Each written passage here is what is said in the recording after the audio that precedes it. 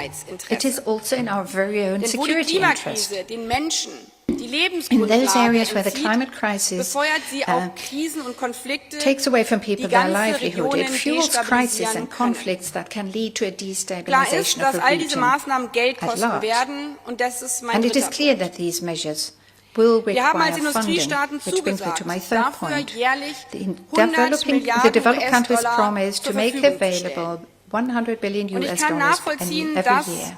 And I etliche do Länder, understand insbesondere diejenigen, die am very meisten well unter der that many Klimakrise developing leiden, countries and uns those that are fragen, most affected by the warum impact of the bezahlt ihr climate jedes crisis Jahr turn to us and weniger, say, als ihr uns why are you versprochen habt? paying less than you promised Gestern year haben wir after year? gemeinsam daher mit Kanada ein This is why Treffen we von organized a Geberländern meeting of organisiert, donor countries zu schauen, together with wo wir Canada stehen yesterday, in order to vor take allen Dingen, stock zu of where we schauen, wie wir stand and above all endlich to diese see Lücke schließen how we können. can finally close Die that gute gap. Nachricht ist, The good so wie news es that jetzt I have to aussieht, convey sind is wir auf that as einem Weg, things look dass right wir now, dieses we are Jahr on a good endlich track to die Summe finally von 100 make good Milliarden on this amount US-Dollar of 100 erreichen billion können. US dollars this year. Wir haben als Bundesregierung, als deutsche The Bundesregierung German zugesagt, federal unseren government Beitrag zur internationalen committed itself Klimafinanzierung to auf mindestens 6 enhancing its Milliarden international Euro zu climate erhöhen. finance to a minimum of 6 Aber uns ist billion völlig klar, euro. das reicht nicht. Wir müssen But we're very much für die aware of notwendige that not being Transformation und enough. We need to Anpassungsmaßnahmen an die mobilize Klimakrise several billions mehrere for the Billionen necessary mobilisieren. transformation and adaptation Öffentliche to the Mittel climate allein werden crisis. diesen Bedarf And public nicht funds abdecken will können. not suffice on their Deswegen own. geht es They darum, will auch not cover the massiv need. private And Mittel this is zu also mobilisieren. very much about mobilizing Gemeinsam mit den private USA setzt funds sich Deutschland to a dafür massive ein, extent. dass With the wir United dies States, Germany is insbesondere mit Blick auf working die Reform beim IWF to do so, und and bei we der aim Weltbank also to tun. bring about the necessary reforms of Wir the wollen IMF and the World Klimafinanzierung zum Bank. festen We want to make Bestandteil climate des finance a firm Geschäftsmodells element der of the Weltbank business model machen, of the World Bank, damit wir mehr grüne so as to Investitionen allow us to ermöglichen. carry out and make possible Hinzu more kommt ein green weiteres investment. Problem.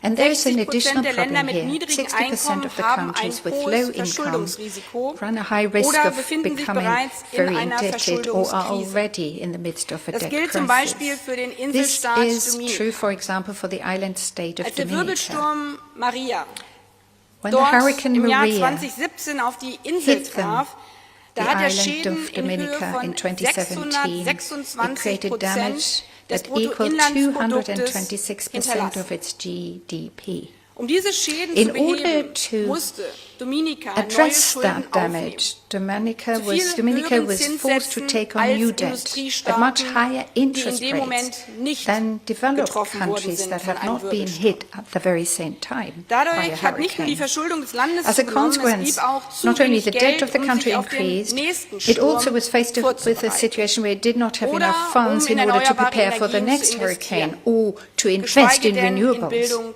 und Gesundheit. to say nothing of investments in Um diesen education and health. Teufelskreis zu durchbrechen, In in dem order viele to Länder break out of stecken, this die vicious besonders circle von der that many countries Klimakrise find themselves bedroht in, sind, that are especially braucht hard es hit by the climate endlich crisis, we Maßnahmen need to zur finally agree on Restrukturierung von measures that Auch aim to deswegen sind wir restructure heute debt. hier, And this is dass wir also darüber one of the sprechen. reasons why we're here today. Hier We want to sind speak alle about this. Gläubiger Because we are weltweit all in der Verantwortung. creditors, and all the creditors Denn die bear a Verschuldungskrise nimmt responsibility gerade here den for the Ländern die Luft indebted. zum The Atmen, debt die crisis is Investitionen gegen die Klimakrise am depriving the nötigsten people bräuchten. of in those countries of the Meine air Damen to und breathe Herren, that liebe need Kolleginnen und investments against the Kollegen, climate crisis seit most dem ersten urgently. Petersberger Ladies and gentlemen, Klimadialog dear colleagues, ist der since the globale first Petersberg Meeresspiegel Climate Dialogue, durchschnittlich um fast global sea 5 levels have Zentimeter on average angestiegen. risen by almost 5 Für die Menschen auf centimeters. Fidschi oder Dominica For the people ist das living in eine Fiji or lebensbedrohliche Dominica, this Katastrophe. is a life-threatening Für catastrophe. uns alle ist diese Krise die For all größte of us, this crisis Sicherheitsherausforderung constitutes the unserer greatest Zeit. security challenge of our time. Zugleich haben wir die historische Chance, At the mit den same time, we richtigen have the Antworten auf die historic Klimakrise opportunity jetzt in to diesem take Jahrzehnt advantage of economic die wirtschaftlichen opportunities that this Chancen fundamental dieses transformation fundamentalen opens up Umbruchs by zu giving ergreifen. the right responses to the climate Dafür crisis brauchen wir now, auf der anstehenden this COP28 decade. eine At the Kurskorrektur, upcoming mit der COP28, we wir auf den need to correct 1,5 our Grad course. Pfad We need to kommen. follow a track that leads Und us ja, to the 1.5 Klimapolitik degrees ist goal. auch And yes, Interessenpolitik. climate policy is also a question Aber of ein protecting Interesse interests. haben wir But there alle is one interest that we gemeinsam. all have in common. Vom kleinen Be we Inselstaat a bis small zur island großen state or a Industrienation. major Wir industrialized wollen, country. dass We wir want und to unsere make Kinder sure in that einer we sicheren and our Welt children auch in Zukunft continue leben to können. live in a safe world in Lassen the Sie uns die future Ärmel too. hochkrempeln und die kommenden Let 2 us roll up our Tage dafür sleeves. nutzen, auf Let us diesem make Weg use of the coming 2 voranzukommen. days to make headway Herzlichen Dank. on this track. Thank you very much.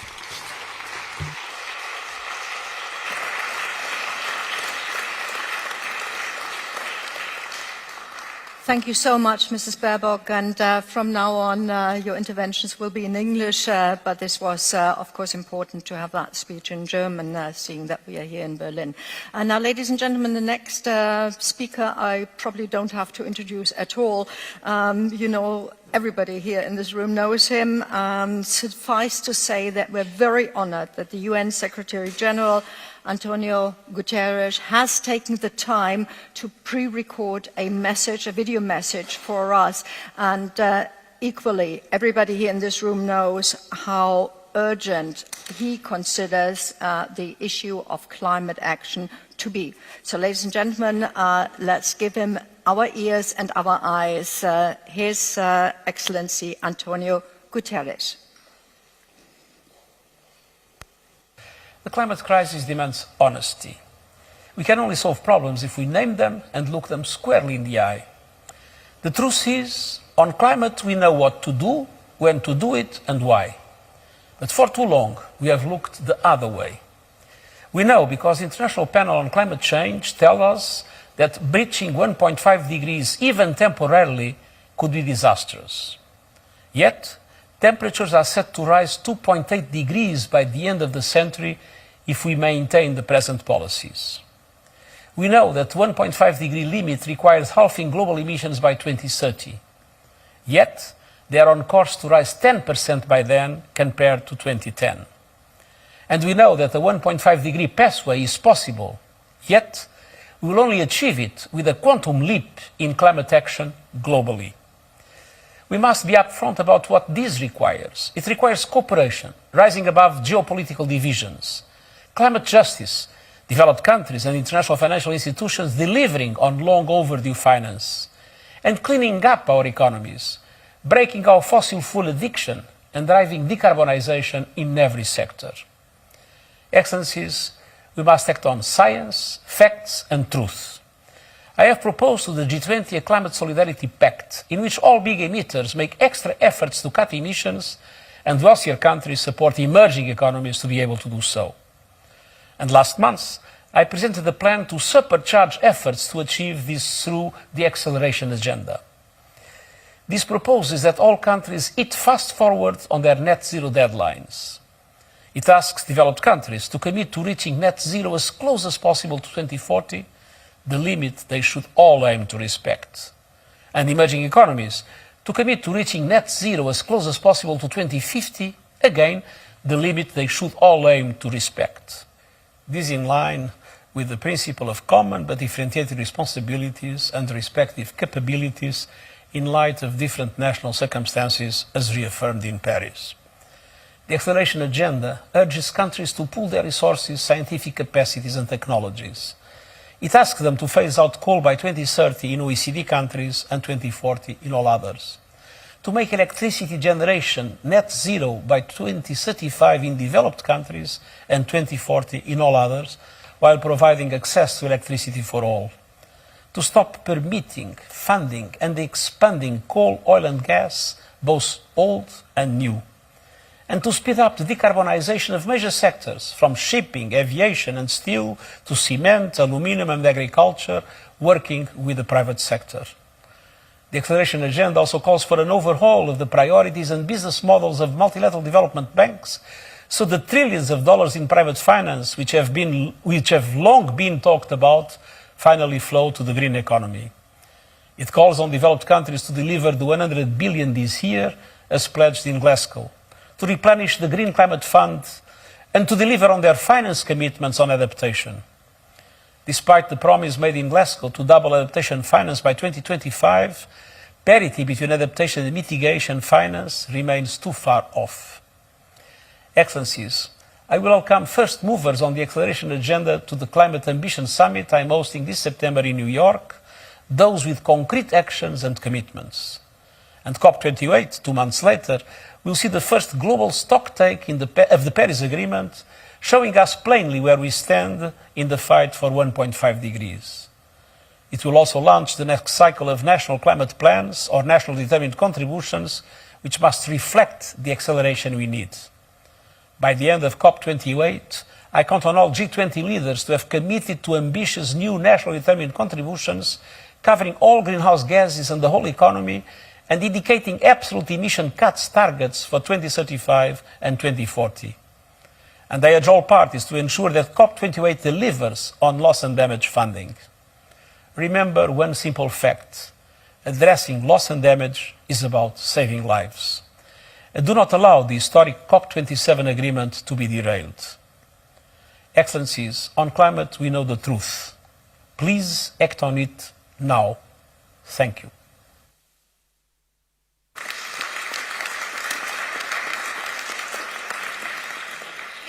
And I'm quite sure that the Secretary General will have heard your applause, ladies and gentlemen, even whilst it's very early in New York right at the moment. As you know, COPs are always a triad. The presidency past, the current one, and the incoming one. So we're talking about Glasgow, we're talking about Sharm el-Sheikh and Dubai, each building on the achievements and the progress of the others. COP27 will probably go down in history as the UN climate conference where, as the UN Secretary General just said, loss and damage was for the first time addressed and progress was made, and as he was said, saving lives. And it was a momentous step forward for climate vulnerable developing countries. So much to ponder. We would have liked to have had with us this morning the COP27 President and Minister of Foreign Affairs of the Republic of Egypt, His Excellency Sameh Shoukry, but as you well know, the region right at the moment has one or two issues, so he can't be with us here today, but his speech and his thoughts will be conveyed to us by Khaled Galal Al-Abdelhamid, the ambassador of the Arab Republic of Egypt to Berlin, and I would like to invite the ambassador to come to the lectern. Thank you so much.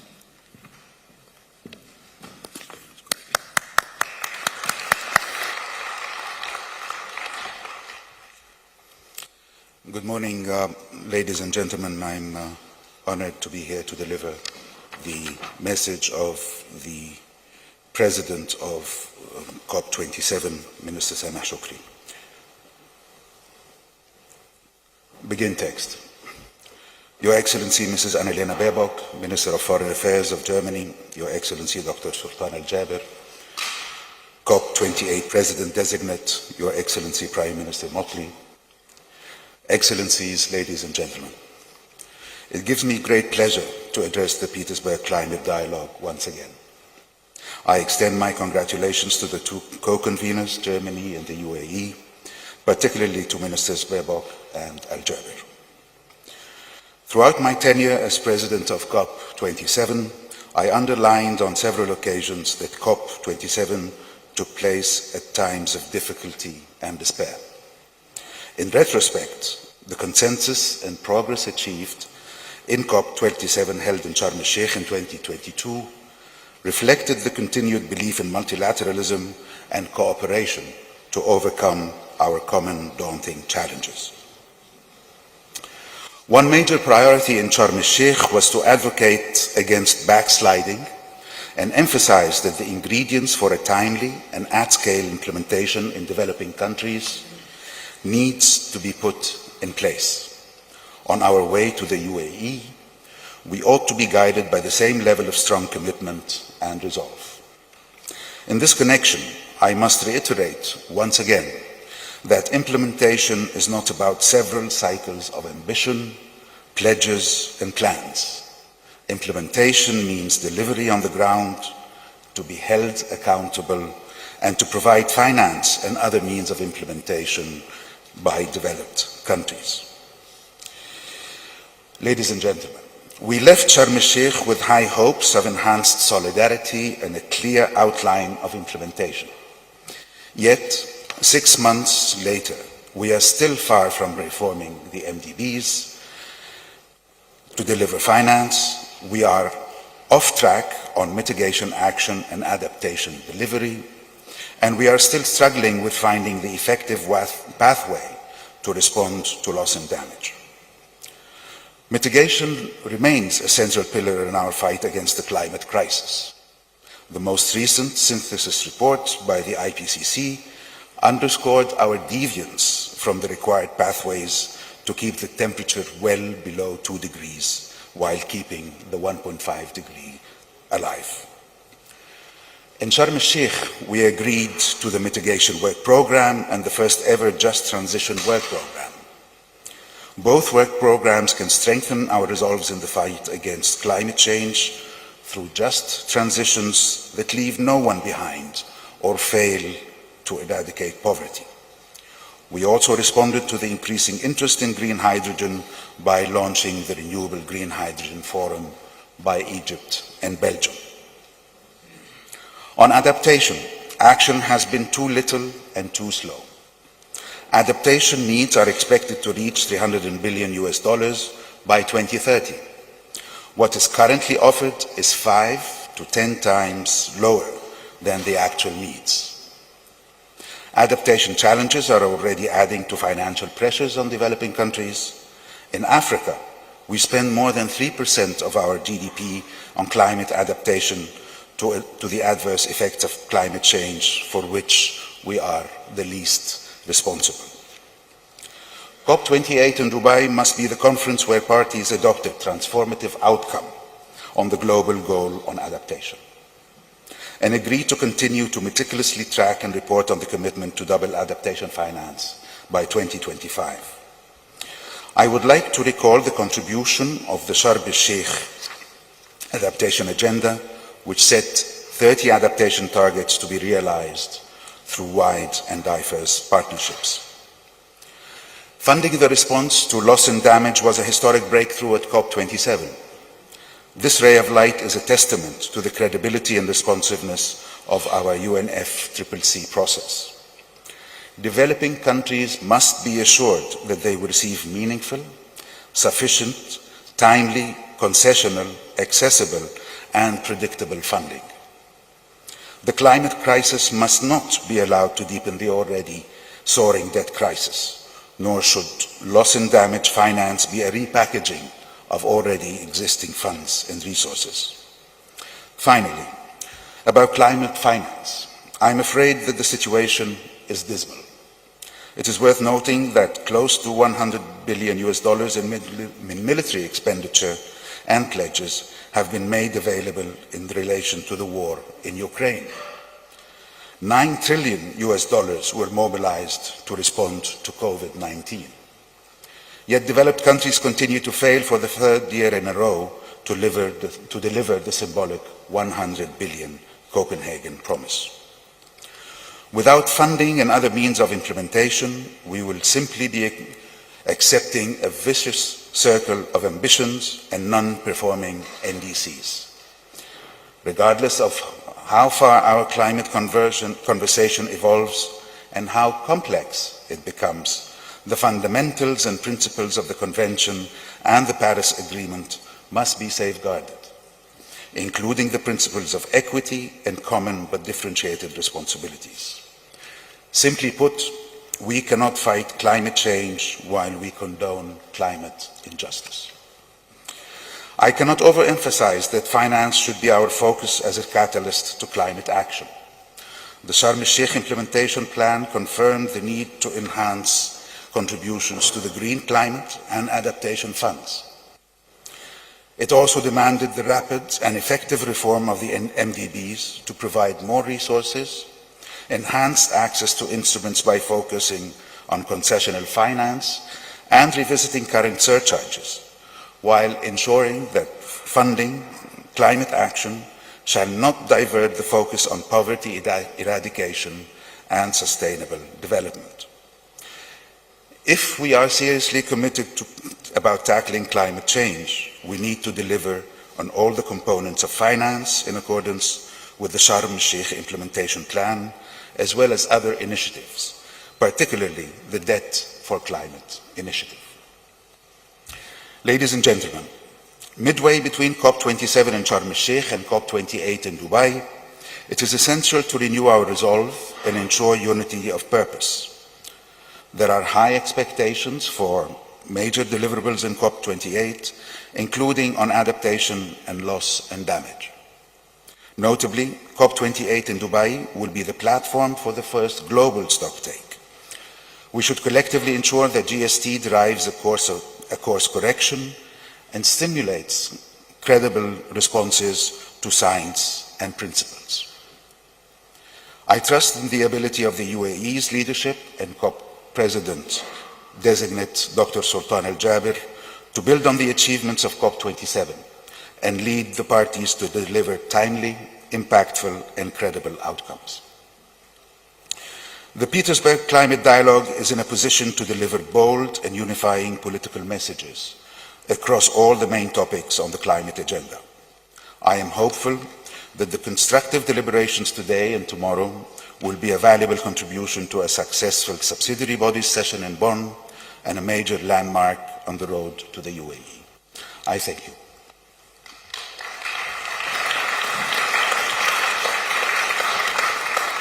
Ambassador, thank you so much for delivering that wonderful speech. Thank you very much.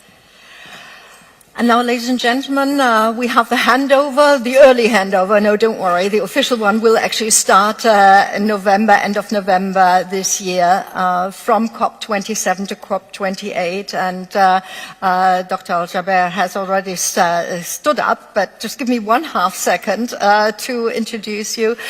He and his team have already been working really hard, and I talked to some of your people that have been working for it for 2.5 years already, and everybody is gearing up to make Dubai 2023 an absolute point in time that we will remember. So it is with eagerness and open eyes that we are going to listen to Dr. Sultan Al Jaber, COP28 President-designate, to get the title absolutely correct, to share your vision, your outlook for this year's COP of the UAE. And you've also brought members of your team here to Berlin, so we're going to meet a couple of them later on. And with that, could I please ask you to come up to the lectern? I mean, normally one would say come up on stage, but this is primus inter pares. Sir.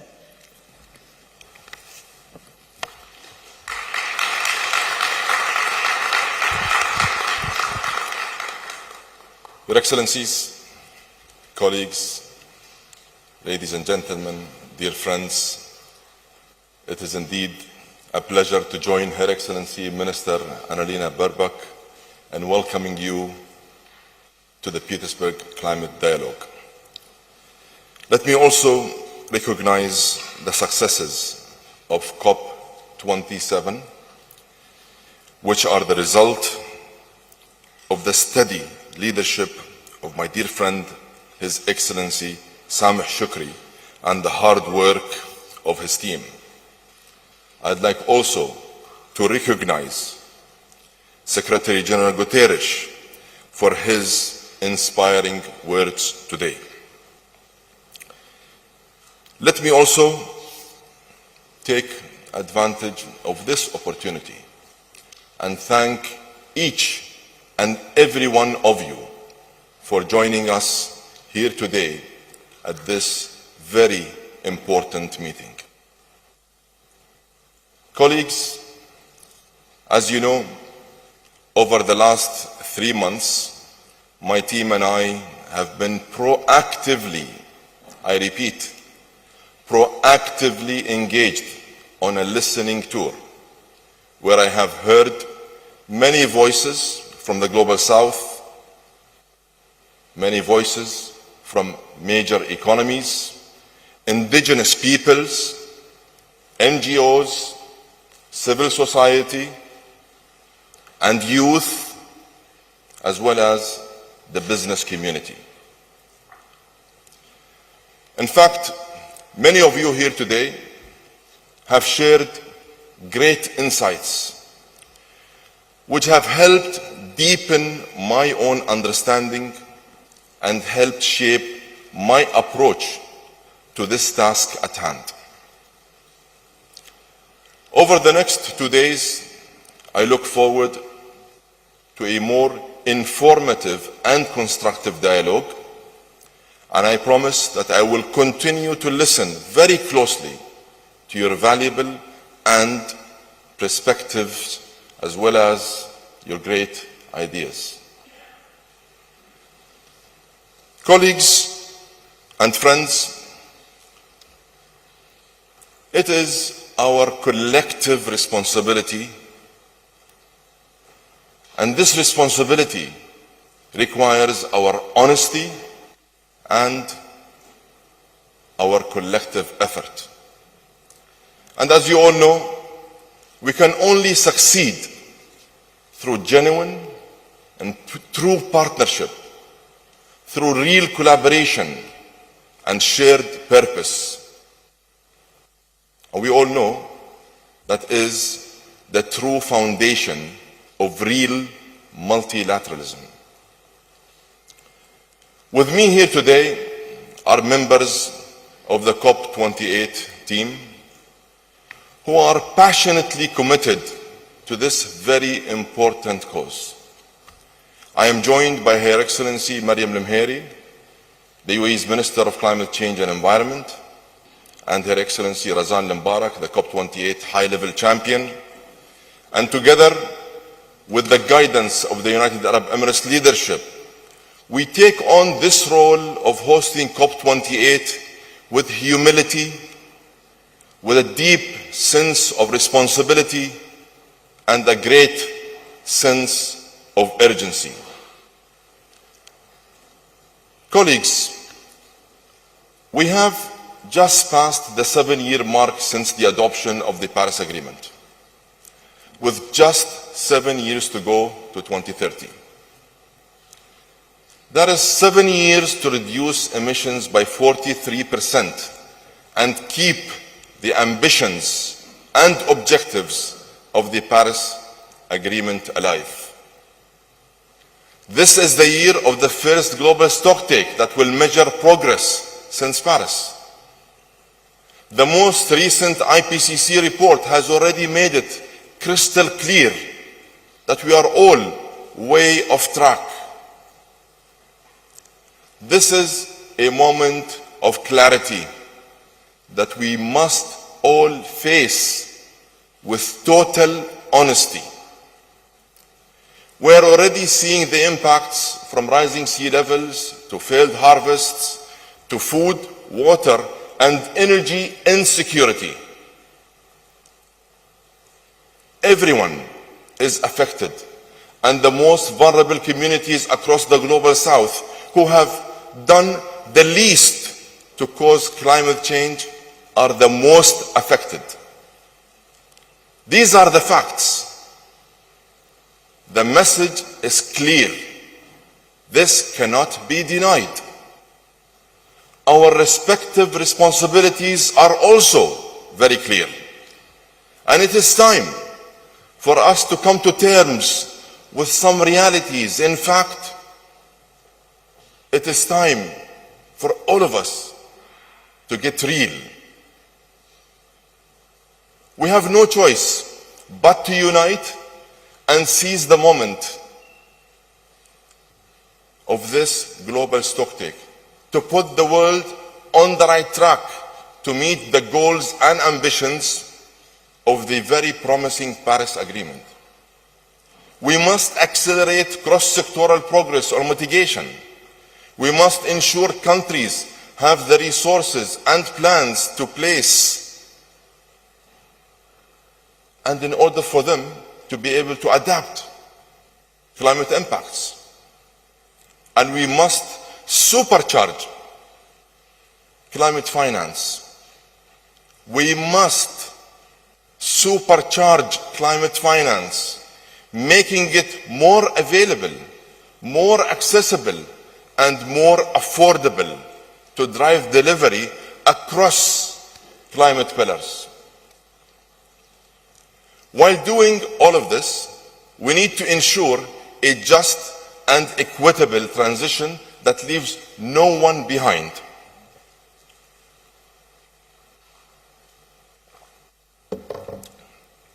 With your help and contribution and your true determination, COP28 needs to deliver an action plan that engages the public and private sector to achieve transformational results. This will be underpinned by a robust, negotiated response to the global stocktake. We need equally strong outcomes across all other mandates. This includes the mitigation work program, the global goal on adaptation, and doubling adaptation finance. We also need strong outcomes on the Just Transition Work Programme, the new collective quantified finance goal, and of course, the operationalization of the Loss and Damage Fund and ensuring the funding arrangements. I have heard loud and clear that to deliver on all of this, we will have to address issues of trust. Expectations are very high and trust is very low. Developing countries are still waiting for the $100 billion promised by developed countries 14 years ago. This is holding up progress, and as part of my outreach, I am requesting donor countries to provide a definitive assessment on the delivery of this commitment before COP28.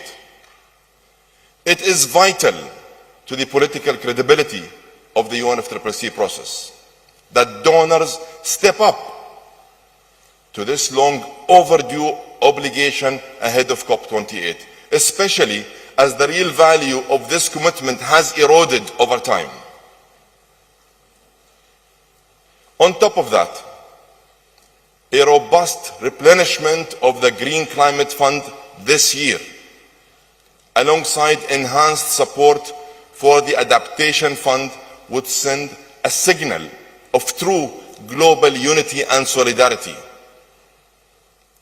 Trust is also essential in the negotiations process. In fact, trust is a critical success factor. And as COP28 President, I will ensure a fair, inclusive, and transparent presidency that provides space for all parties to reach consensus across the whole agenda. And here, let me assure you that under this presidency's leadership, the negotiations will give space for all parties to discuss, debate, and agree on the role of all sources of energy. And on that point, let me say this, and let me be perfectly clear. In a pragmatic, just, and well-managed energy transition, we must be laser-focused on phasing out fossil fuel emissions while phasing up and scaling up viable, affordable, zero-carbon alternatives. This is the approach we have been taking in the United Arab Emirates for more than 20 years, where we have embraced in practice the energy transition. We know that the energies used today will continue to be part of the global energy mix for the foreseeable future. And as such, we will continue to work with the world to decarbonize the current energy system while we build the new energy system that is capable of transitioning even the most heavy emitting industries. Your Excellencies, colleagues, and my friends, what happens inside the negotiations process is critically important. But we need to match what is agreed in the negotiated text with concrete action in the real world. And this means countries and cities, investors and industries and businesses of all sizes, all stepping up in the same direction. The global stocktake must deliver real economy outcomes. At COP28, I expect ambitious, transparent, and accountable commitments from all countries and businesses that will shape policies in parliaments and budgets in boardrooms. We will accelerate delivery in sectors like renewables that must triple capacity by 2030 and double it again by 2040. We will encourage smart government regulation to jumpstart the hydrogen value chain and make carbon capture commercially viable. And the public, multilateral and private sectors must be mobilized in new and innovative ways on the critical issue of climate finance.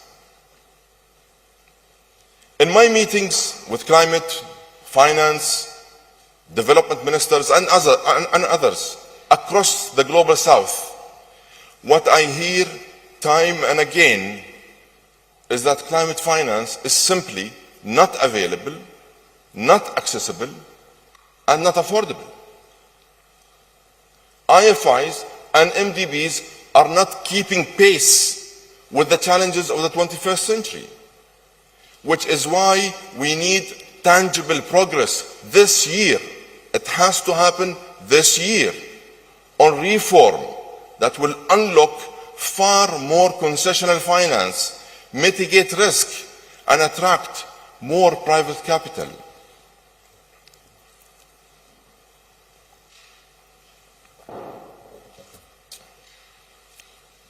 And governments who have made commitments to vulnerable and developing countries,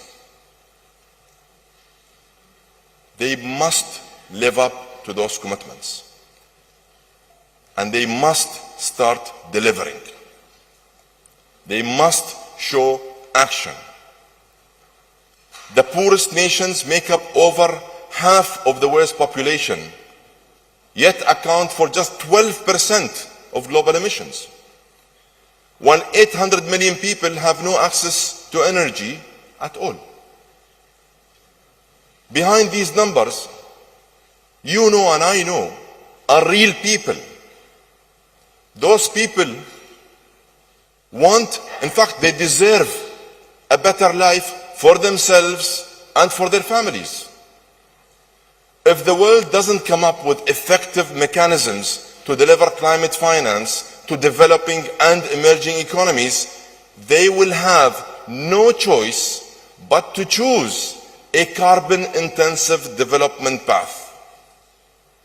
This is an outcome we want to avoid simply because it is in no one's interest.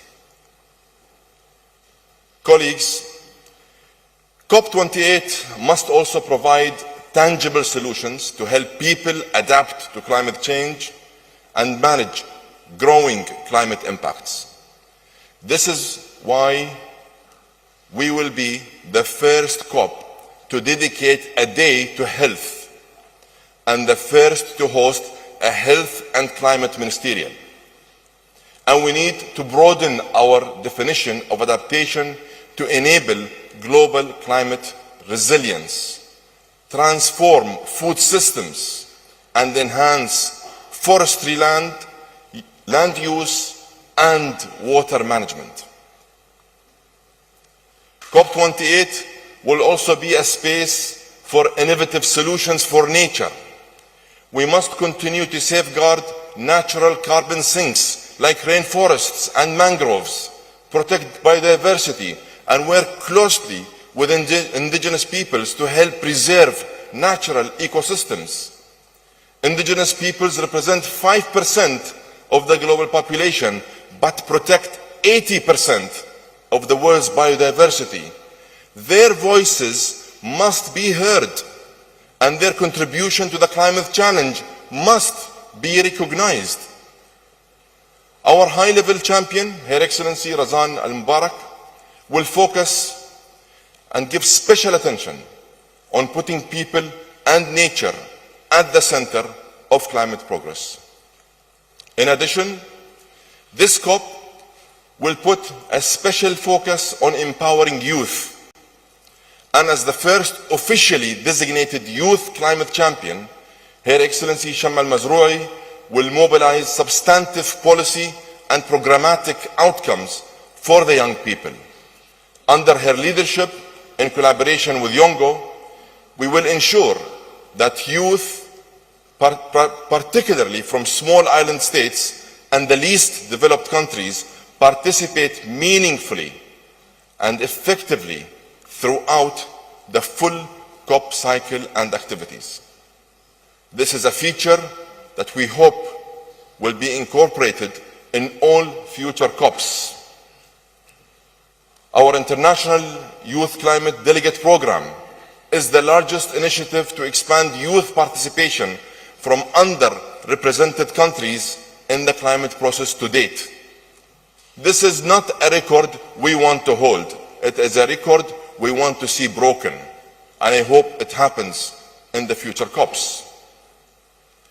Your Excellencies, colleagues, and friends, before I conclude, I just want to take a moment to recognize the people in this room alongside the efforts of many outside of this room. Many of you have devoted your entire careers to public service and the cause of climate progress. It has been a long and hard journey. At times, I have no doubt, it has been frustrating, and I feel your frustration. But we also remember the breakthroughs. We remember the outcomes of Paris. We were all there in Paris at COP21 when governments united in agreement. We must aim to make COP28 be remembered for uniting everyone in true action. And this year, the year of the global stocktake, we have an unprecedented opportunity to turn policies into practical outcomes. Let's please put an end to delays, and let's please start delivering real results. Let's turn passion into pragmatic solutions. Let's end polarization and empower partnership. There are moments in history when humanity comes together to fight a common threat. And advancing humanity has always been one of the core principles of our leadership in the United Arab Emirates. We have chosen to face global challenges head-on by adopting a positive mindset and working on solutions in the pursuit of progress and prosperity with like-minded partners. And it is this mindset that we will bring as hosts of COP28. We believe that game-changing solutions can be achieved if the collective political will is there. And I promise you, it certainly is from the United Arab Emirates. Let's unite in solidarity for the sake of humanity.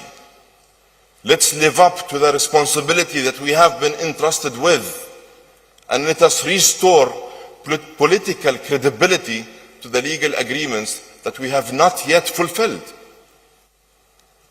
I am counting on your experience, your engagement, your positivity, your energy, your ideas, and your continued commitment. From my part, I commit to matching your effort and your dedication every step of the way. Let's work together to deliver an ambitious agenda and a practical and action-oriented GST for 2030. Together, let's deliver a COP of unity, of solidarity and impact, a COP of action, and a COP for all. And let's unite a divided world for the planet, for our people, and for lasting sustainable development. The world demands transformational progress, and the world needs transformational action. Thank you.